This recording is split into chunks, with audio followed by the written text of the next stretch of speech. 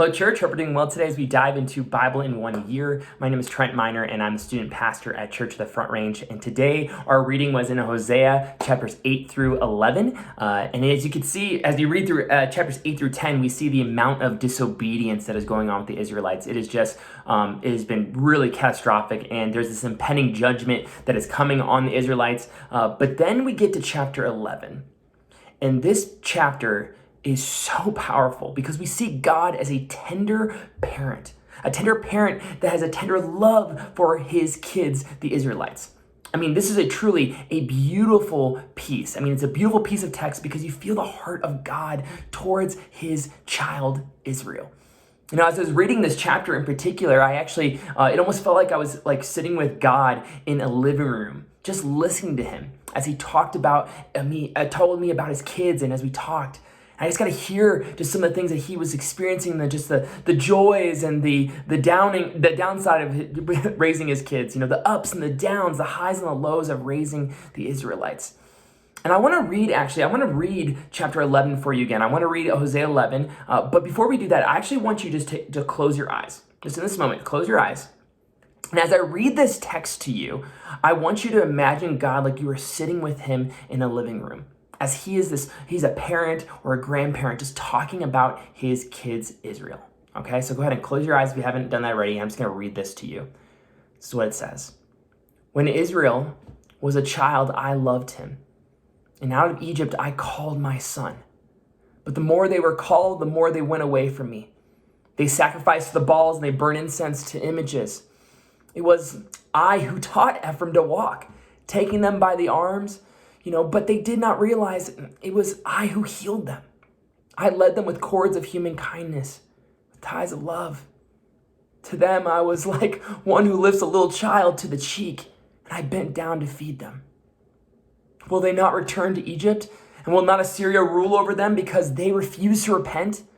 A sword will flash in their cities. It will devour their false prophets and put an end to their plans. My people are determined to turn from me. Even though they call me God Most High, I will by no means exalt them. How can I give you up, Ephraim? How can I hand you over, Israel? How can I treat you like Admah? How can I make you like Zebahim? My heart is changed within me. All my compassion is aroused. I will not carry out my fierce anger, nor will I devastate Ephraim again. For I am God and not a man, the Holy One among you. I will not come against their cities. They will follow the Lord. He will roar like a lion, and when he roars, his children will come trembling from the west. They will come from Egypt, trembling like sparrows, from Assyria, fluttering like doves. I will settle them in their homes. Okay, open your eyes. Do you hear the love of God in God's voice? Do you hear the pain of like a parent or a grandparent whose kids have gone wayward?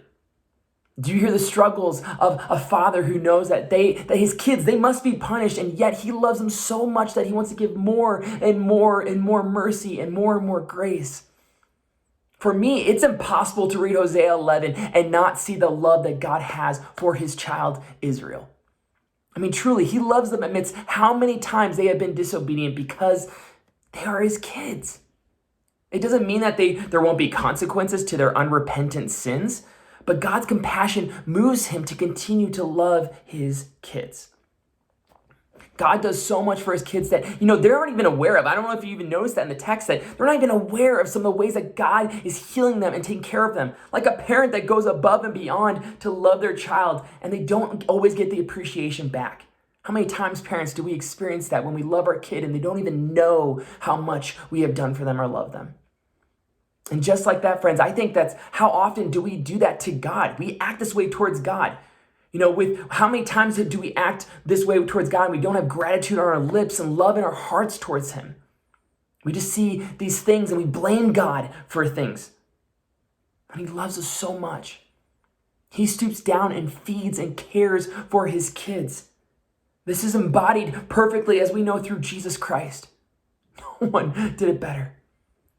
Theologian and preacher Charles Spurgeon observed that there are actually many differences between God and man. I think sometimes we put man expectations on God that, that God doesn't, that man doesn't forgive well and God doesn't forgive well then, or, man doesn't love well, so God doesn't love. But this is the thing that Spurgeon points out, and that he points out that God and man are completely different in the matters of forgiveness. Man cannot hold back his anger very long. Man cannot bear with others when he is tired, stressed, or annoyed. Man will not reconcile if the person who offended him is a person of bad character. Man is often only willing to be reconciled if the offending party craves forgiveness and makes the first move. Man is often only willing to be reconciled if the offending party will never again do the wrong. Man, when he does reconcile, does not lift the former offender to a place of high status and partnership. Man, when he is wronged, does not bear all the penalty for the wrong done. Man, when he attempts reconciliation, will not continue if he's rejected. Man will not restore an offender without a period of probation. Man will not love, adopt, honor, and associate with one who has wronged him. Man will not trust someone who has formerly wronged him. See, what passes for forgiveness among men is nothing like the amazing forgiveness of God. There's nothing like it. Just like it says in the Psalms in Psalm 103, verse 8, that the Lord is compassionate and gracious, slow to anger, abounding in love. See, that's God's forgiveness. God's forgiveness and love for his kids far succeeds anything that we know. The love that he has for you and me is far greater than any forgiveness of any man. And I pray, friends, that we will be filled with this awe of our loving God and run back to him when he calls. I pray we will love God like he loves us, with gratitude and praise and worship in our hearts daily. And if we need to repent, let's repent. Don't waste another moment of your life, friends, because God of all compassion and forgiveness, our loving Father in heaven, is calling you home. Bring yourself to him now. He loves you so much. And I just pray that encourages you, that Hosea 11 encourages you like it encouraged me today. Have a great day, friends.